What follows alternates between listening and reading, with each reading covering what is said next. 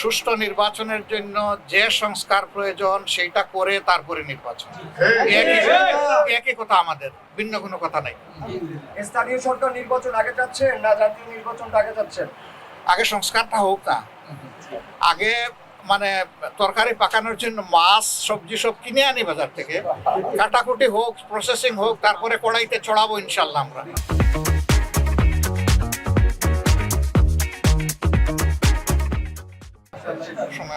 ভারতের ব্যাপারে আপনারা জানতে চেয়েছেন। ভারত আমাদের প্রতিবেশী।